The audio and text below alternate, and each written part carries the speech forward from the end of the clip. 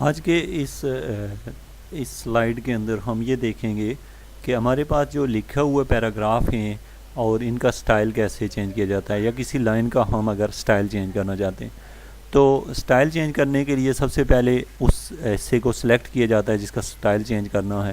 اس کا ہم style change کرنا چاہ رہے ہیں تو آپ یہاں پہ جس پہ کلک کریں گے وہی سٹائل آپ کو یہاں دکھائی دے گا۔ تو آپ یہاں دیکھ رہے ہیں جو چینج اس کے اندر آ رہے ہیں، جو سٹائل آپ اس کو دینا چاہتے ہیں اس کو آپ یہاں سے وہ دیں گے، اور یہاں سے آپ مزید اس کے اندر چینجنگ کر سکتے ہیں۔ اس کے کلر جو ہے وہ چینج کر سکتے ہیں جو آپ کلر لینا چاہتے ہیں، اور اس کے ساتھ ساتھ اس میں ہم لوگ جو فونٹ ہوتا ہے جس لائن کا جو ہم سلیکٹ کی ہوئی لائن ہوتی ہے، اگر آپ پورے پیراگراف کے ساتھ چینجنگ لانا چاہتے ہیں تو آپ اس میں سے لاتے ہیں۔ تو آپ نے یہاں پہ یہ دیکھا ہے کہ یہاں ہمارے پاس سارا کا سارا جو ہے جو سلائیڈ ہے یہ سٹائل سے متعلق ہے، جس میں ہم سٹائل اور اس کو ہم ڈیزائن دیتے ہیں۔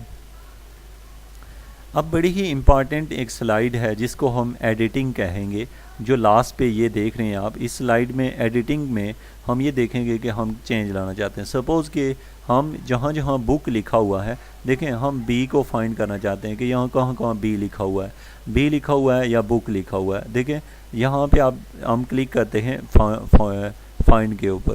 جب فائنڈ پہ کلک کریں تو یہاں پہ ہمیں کیا چاہیے، ہمیں چاہیے اس پورے پیراگراف کے اندر سپوز کہ میں ڈھونڈنا چاہ رہا ہوں، مجھے 2 چاہیے، تو میں یہاں پہ لکھوں گا 2۔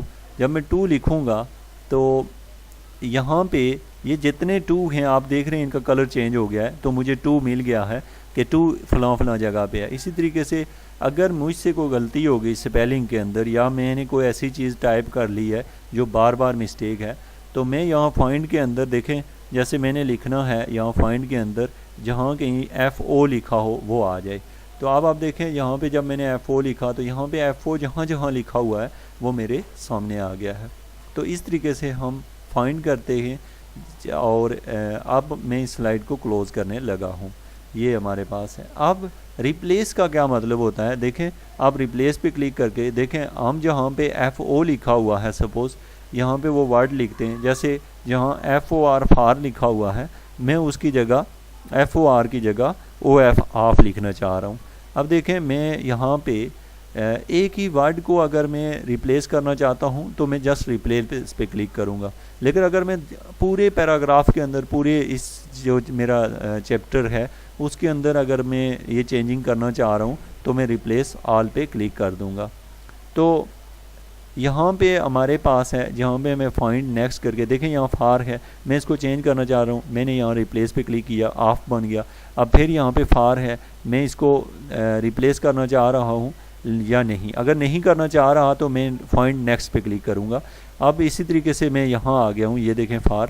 اب اس کو میں چینج کرنا چاہوں تو ریپلیس کر دوں گا، نہیں کرنا چاہتا تو فائنڈ نیکسٹ۔ اس طریقے سے فائنڈ نیکسٹ، جہاں پہ چینجنگ کرنا چاہتے ہیں وہاں ہم چینج کر سکتے ہیں۔ بائی دا وے اگر آپ ایک ہی ٹائم میں سب کو کرنا چاہتے ہیں تو ریپلیس آل کا یوز کریں گے۔ تو آج آپ نے اس